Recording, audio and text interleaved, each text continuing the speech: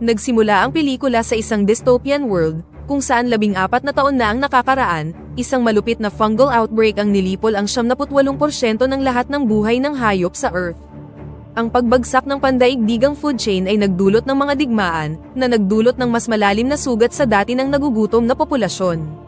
At sa kadahilanang yun, ang pinakamahalagang kalakal na natitira sa mundo ay ang sakahan, ang huling lifeline na may kakayahang panatilihing buhay ang sangkatauhan. Sa sumunod na eksena, isang grupo ng mga armadong lalaki ang maingat na tumatawid sa isang malawak na sakahan at lumapit sa isang isolated na bahay.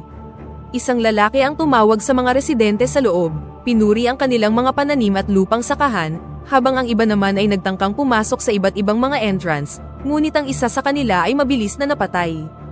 Iginiit ng lalaki sa labas na dadaan lang sila at kailangan ng mapagpapahingahan, ngunit maririnig sa di kalayuan ng isang matulis na pagsipol. Nang hindi inaasahan, ang lahat ng mga armadong lalaki, nasa bukid man o nasa loob ng bahay, ay bigla na lang isa-isang pinabagsak.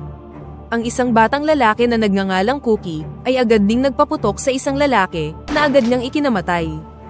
Pagkatapos ay ipinakilala sa atin ng isang babae na nagngangalang Hailey, na mabilis na kumikilos sa sakahan, at dinispatcha ang maraming lalaki ng walang awa. Niradyo niya ang kanyang anak na si Rain, na nakatayo sa tabi ng bintana, at pinaputukan ang mga estranghero. Samantala, ang anak ni Hailey na si Manny, ay nahuli din ang tumatakas na intruder at walang awa siyang sinaksak. Matapos mapabagsak ang lahat ng nanghimasok, muling nagsama-sama ang pamilya upang siyasatin ang mga bangkay. Pagkatapos ay ipinakilala sa atin ng ilan pang miyembro, kabilang ang asawa ni Hailey na si Galen, at isa pang anak na babae na si Danis. Nagtataka sila kung paano napasok ng mga nanghimasok ang kanilang mga depensa, at nagpasya silang mas patibayin pa ang property upang matiyak na wala na muling makakalusot. Kinagabihan, ang pamilya, na tinatawag na Freeman, ay magkakasamang umupo para sa hapunan, kung saan ang mga bata ay nagsasanay ng kanilang mga pagsipol, na ginagamit nila upang makipag-usap kung sakali mang may banta. Tinalakay din nila ang mga karaniwang bagay, pamamahala ng pananim, at seguridad sa paligid. Pagkatapos ay binigyan ni Hailey si Manny ng misyon na maghatid ng mga supply sa kanyang kaibigan na si Augusta, na nakatira ilang milya ang layo sa kanila. Binalaan niya siya na maging maingat na huwag lumapit sa mga estranghero o masangkot sa sinuman. Sa mga sumunod na araw, makikita natin ang nakagawiang gawain ng pamilya, na kinabibilangan ng pagsasanay sa paglaban, running drills, target shooting, at pag-inspeksyon sa mga electric fence na nakapalibot sa kanilang ari-arian. Nangangaso din sila sa kakahuyan para maghanap ng makakain, habang sinusubaybayan ng ilang CCTV camera ang paligid. Madalas na nakikinig si Hailey sa radyo para sa mga update sa iba pang survivor at sa estado ng kalapit na lupang sakahan.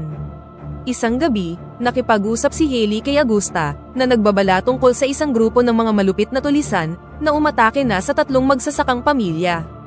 Kaya naman, hiniling niya kay Hailey na bisitahin sila sa loob ng ilang araw at i-train ang mga taong ito, na maaaring makagawa ng malaking tulong.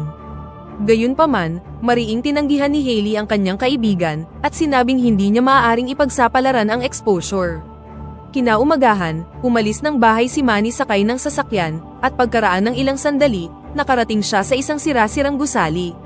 Nakahanap siya ng isang kahon na may label na Augusta, na mabilis niyang pinunan ng mga supply bago umalis. Samantala, nakatanggap si Hailey ng nakakatakot na tawag mula kay Augusta. Ibinunyag niya na isang pamilyang magsasaka na kilala bilang mga Fleming ang namatay, kasama ang kanilang mga anak. Ang balita ay labis na bumagabag kay Hailey, ngunit mas lalo siyang natakot ng ibunyag ni Augusta na hindi lamang sila pinatay, ngunit kinain din sila ng mga cannibal ng isang malaking organisadong grupo. Sa ibang lugar, makikita si Manny na lumalangoy sa ilog habang pauwi. Ngunit pagkalabas niya sa tubig, nakita niya ang isang kaakit-akit na dalaga na lumalangoy sa malapit, at agad na naintriga sa kanya. Pagkatapos ay tiningnan niya siya sa pamamagitan ng kanyang sniper scope, at pinanood siya habang patungo sa isang nakatagong pamayanan sa malalim na kagubatan. Sa kanyang pag-uwi, hindi mapigilan ni Manny na isipin ang dalaga, kaya bumalik siya sa ilog kinabukasan, ngunit hindi niya ito nakita. Kaya naman, sinimulan niya ang pag-sketch sa dalaga sa isang desperadong pagtatangka na hindi siya mawala sa kanyang memorya. Makalipas ang mga araw, sina Manny, Galen, at Danis, ay dumating sa isang depo, kung saan umaasa silang makakahanap ng anumang kapaki-pakinabang na supply. Maingat nilang sinuri ang lugar, ngunit nanlaki ang mga mata ni Danis sa takot nang makita ang ilang katawan na nakasabit sa kisame. Hindi nagtagal, nakatagpo ng tatlo ang isang grupo ng mga sundalo at agad na itinutok ang kanilang mga baril sa kanila. Ngunit mahinahong ibinunyag ng isa sa mga sundalo na sila ay mga miyembro ng militar, at nakatira sa isang lokal na pamilya upang suportahan ang mga magsasaka sa lugar. Tinanong ni Galen kung nananatili sila sa pamilya Fleming, at kinumpirma naman ito ng mga sundalo. Nang marinig ito, pinagbabaril nila ang mga lalaki, at ibinunyag ni Galen sa mga bata na patay na ang mga Fleming.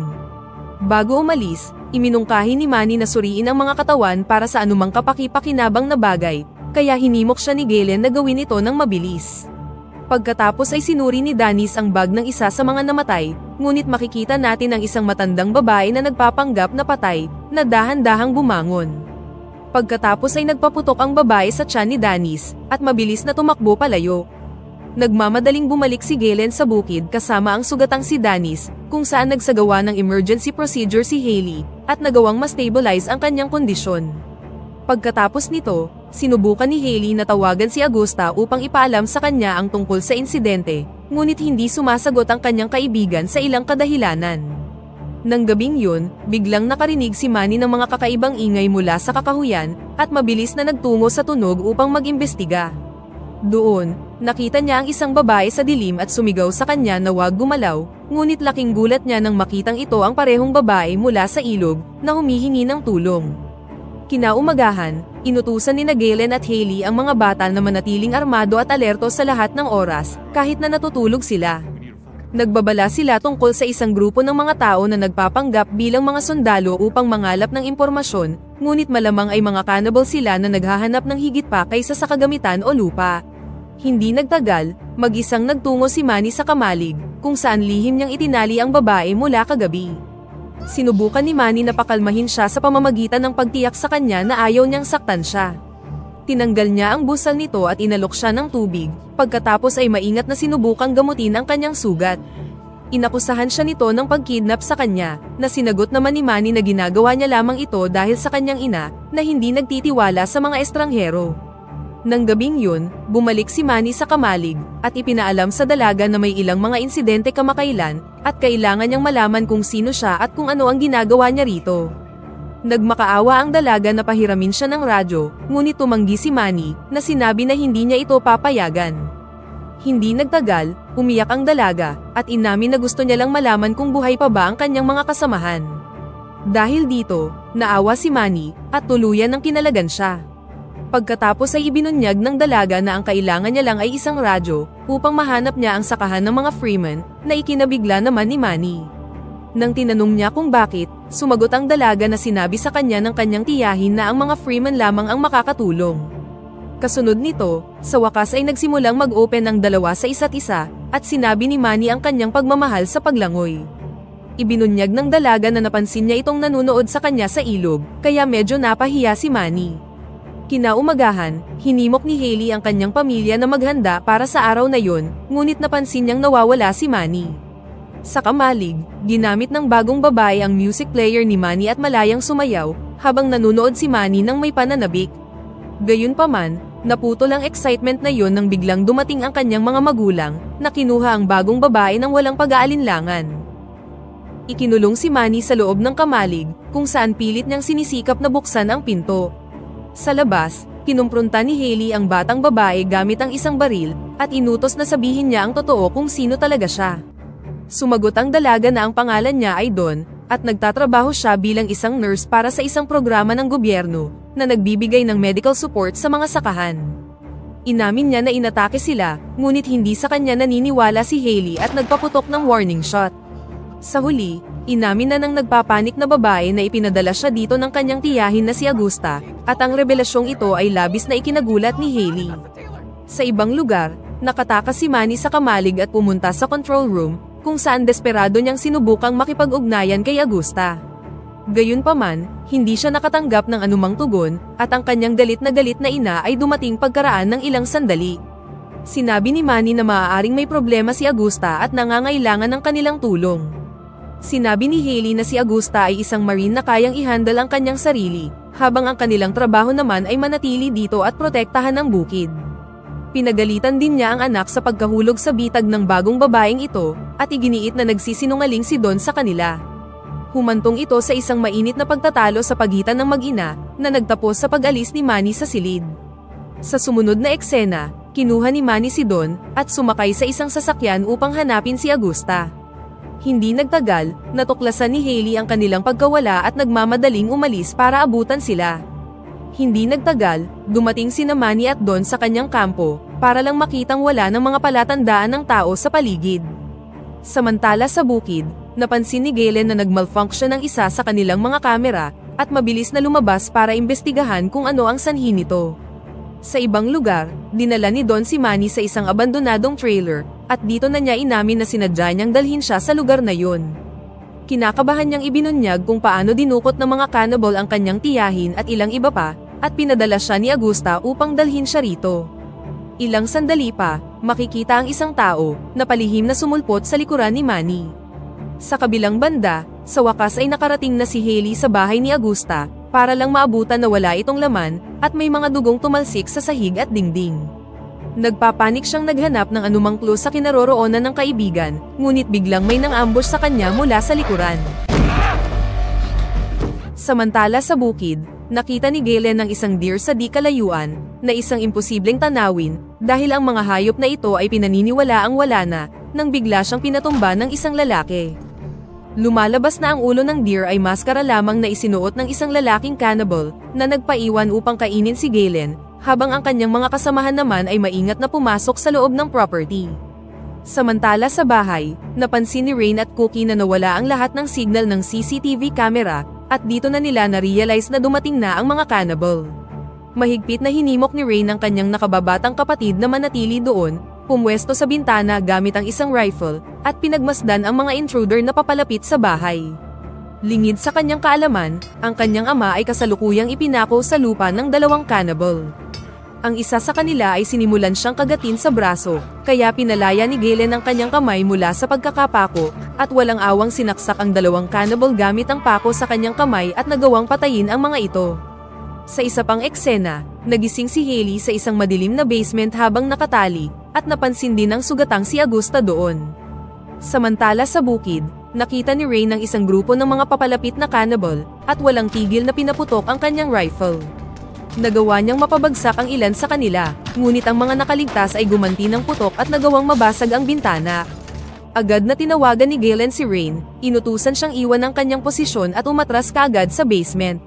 Sa ibang lugar, binanggit ni Hailey si Don, na dumating sa bukid at iginiit na siya ang kanyang pamangkin. Inihayag ni Augusta na pumunta siya doon dahil sa kagagawa ng mga cannibal, at ang akala niya ay binaril siya ni Hailey on site. Nangako si Hailey na makakatakas sila rito, ngunit ipinaalam ni Augusta na meron siyang kasamang mga bata na dapat ding iligtas.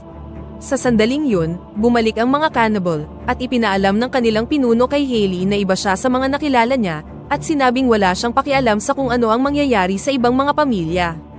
Ipinahayag ni Hailey ang kanyang pagkasuklam sa kung paano nila nasisikmurang kumain ng mga tao, ngunit iginiit ng pinuno na pumapatay din si Hailey ng mga tao, at pinapagawa pa nga ang mga ito sa kanyang mga anak. Sinabi ng pinuno na hindi sila gaanong naiiba, at ginagawa lang nila ang kinakailangan upang mabuhay. Sa puntong ito, walang awang hiniwan ng isa sa mga lalaki si Augusta para ihanda siya bilang pagkain, habang si Hailey naman ay wala nang nagawa kundi ang manood na lang. Bumalik ang eksena kina Manny at Don kasama ang tatlong bata, na desperadong kumakain ng pagkain na parang matagal silang hindi pinakain. Nagpasalamat si Don kay Manny para sa pagkain, at humingi ng paumanhin sa pagdala sa kanya dito dahil kung hindi, tiyak na mamamatay ang mga batang ito. Naiintindihan ni Manny ang kanyang sitwasyon at ipinahayag na pupunta siya upang iligtas ang kanyang tiyahin, pagkatapos ay maaari na silang umalis. Bumalik ang eksena kay Hailey, na walang malay, at isang kalbong lalaki ang lumapit upang patayin na siya. Gayunpaman, mabilis niya itong dinaig, marahas siyang sinakal at pinatay. Pagkatapos ay kinuha ni Hailey ang isang kalapit na rifle, nang pumasok ang pinuno ng mga cannibal.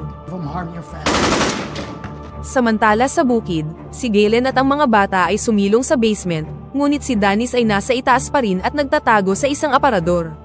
Dahil dito, naghanda si Galen upang iligtas siya, at mahigpit na binalaan ang kanyang mga anak na manatili dito. Sa ibang lugar, sinubukan ni Hailey na umalis sa basement, at paglapit sa pintuan, muli siyang na-reunite kay Manny, na dumating upang hanapin si Augusta. Natakot si Manny nang makita ang bangkay ni Augusta, at sa wakas ay naiintindihan na niya ngayon na ang lahat ng ginagawa ni Hailey ay para protektahan ang kanilang pamilya.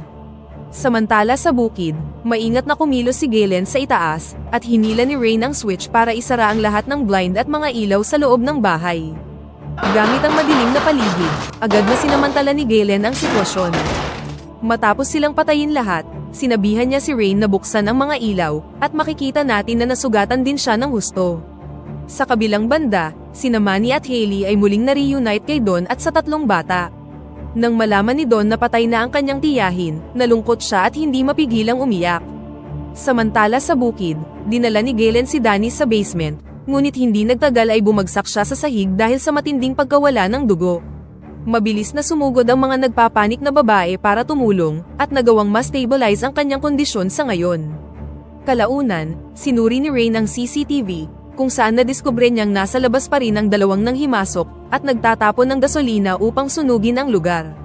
Sa kabila ng kanyang mga sugat, tiwala si Galen na kaya pa rin niyang talunin ang mga ito, at hiniling sa anak na papasukin sila. Sa labas, si Hailey at ang mga bata ay maingat na lumapit sa bukid, nang bigla silang paulanan ng mga bala. Agad na sinabihan ni Hailey si Manny na dalhin ang mga bata sa basement, at nangakong ihahandle niya ang mga bagay dito. Sa ibang lugar, sa wakas ay pinapasok ni Rain ang dalawang cannibal, at ipinakita sa kanila ang kanyang kapatid na si Danis, na walang malay na nakahiga, at ibinunyag na nabaril siya. Ang isa sa mga cannibal ay tinutukan ng kutsilyo ang lalamunan ni Danis, habang ang isa naman ay nagpatuloy sa paggalugad sa lugar.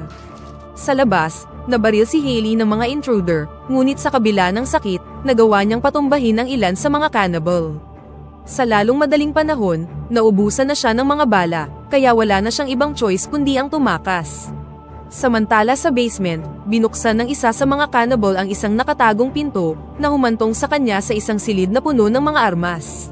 Nakahanap din siya ng kabinet na puno ng mga pampalasa at halamang gamot, na nagpasigla sa kanya dahil halos imposible nang mahanap ang bagay na ito.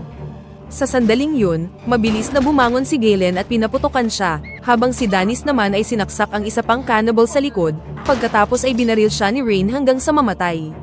Maya-maya, si Manny at ang mga bata ay dumating sa basement, kung saan nainis si Rain nang makitang bumalik si Don, kasama ang mga karagdagang bata. Hindi siya pinansin ni Don at mabilis na nagmadali upang tulungan si Galen, na kritikal na sugatan. Samantala, nagpa siya si Manny na lumabas muli dahil nasa panganib pa rin ang kanyang ina at kailangang iligtas. Sa labas, makikita si Hailey na paika-ikang naglalakad patungo sa kamalig, ngunit mabilis siyang na-corner ng tatlong natitirang cannibal. Sa kabila ng kanyang mga sugat, lumaban pa rin siya, at nagawang mapatay ang dalawang lalaki sa pamamagitan ng pagsaksak sa kanila. Sa kasamaang palad, ang pangatlong cannibal ay nasaksak siya sa likod at dinaig siya. Ngunit nang malapit na siya nitong tapusin, lumitaw si Manny at binaril ang cannibal hanggang sa mamatay siya. Pagkatapos ay nagmamadali siya upang tulungan si Hailey, ngunit nasa kritikal na ang kanyang kondisyon dahil sa maraming natamo niyang injury. Pinakiusapan siya ni Manny na manatiling gising, ngunit hindi nagtagal ay napapikit na ang kawawang ina, at naiwan ang naguguluhang batang lalaki na umiiyak at sumisigaw. Makalipas ang ilang araw, unti-unti nang bumalik sa normal ang buhay, at ang mga bata ay makikitang nagtutulungan upang ihanda ang mesa para sa tanghalian. Ngunit makalipas ang ilang sandali, may nangyaring hindi inaasahan nang makita si Hailey na dahan-dahang naglalakad pababa, na nagpapakitang nakaligtas siya sa kanyang mga injury. Sa huling eksena, nagtipon-tipon ng pamilya, inenjoy ang kanilang pagkain, habang pinagmamasdan sila ni Hailey ng may pagmamahal at pagmamalaki sa kanyang mga mata, at dito na nagtatapos ang pelikula. Pakipindot naman ang like button kung nagustuhan mo ang pelikula, at kung hindi naman, pindutin mo ng 2 beses ang dislike button para lang makasiguro.